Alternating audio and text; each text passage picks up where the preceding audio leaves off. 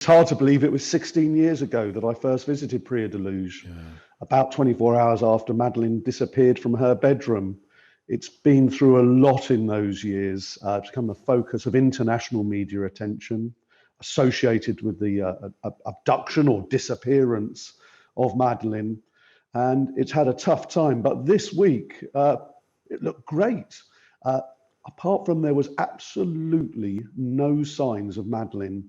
The posters, the yellow ribbons that used to be dotted around this very pretty resort to highlight the search for Madeline, they've all been removed. And actually, many of the people who now visit there or live there have very little knowledge of Madeline's disappearance. It's so fascinating because of the continued focus on the story. Starting with those who live and work there, what have they said to you when you've been back there and you've kind of even brought up the case? Oh, a few years ago when I went during lockdown, there was anger, bizarrely, at the parents of Madeline McCann. They were to blame for all the troubles in Priya Deluge. Portugal went through a really tough economic time after a financial crisis. COVID made that worse. And Kate and Gerry McCann, the entirely innocent parents in all this, of course, were the butt of the blame. They were fed up of being seen across the world on the media as the place where the most famous missing girl in the world had disappeared.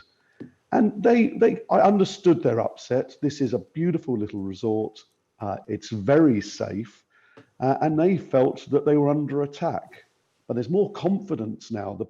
The resort is booming. And with that, there is now a sense of pity. I think perhaps almost embarrassment, because we now have a prime suspect, a convicted sex offender, a convicted paedophile who lived on the edge of the village, who had a history of breaking into apartments, who was outside the McCann's apartment on the night they were missing.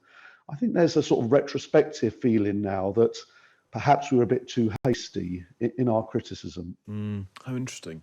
I do want to ask as well about the shift in focus to this reservoir this week, where you were first there after the kind of search had concluded. Where are we at in terms of understanding what was achieved in that search, if indeed anything? It was very interesting watching the 3 days of that search because it was very focused. I know that the search teams were given very detailed, specific maps of areas to search on the banks of this reservoir.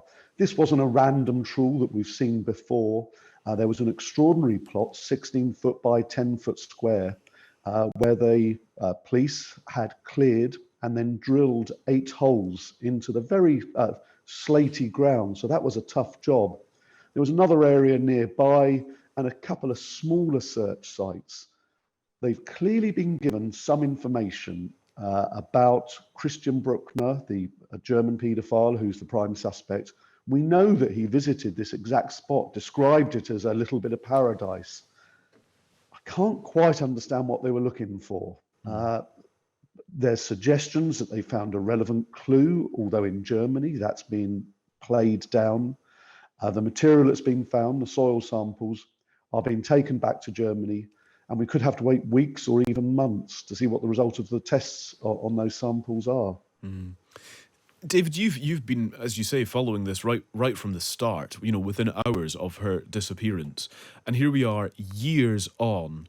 I wonder what your own kind of personal reflections are on the, lack of progress, and indeed whether there will ever be resolution.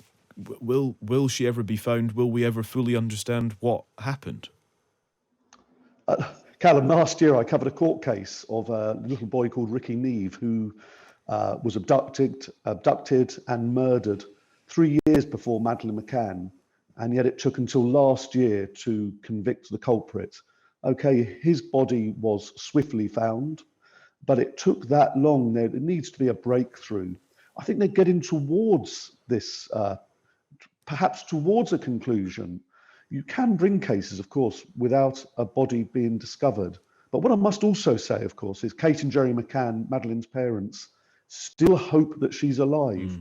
She'll be so different from that cute little 3-year-old we saw clutching the tennis balls on the tennis court at the Ocean Club from where she disappeared.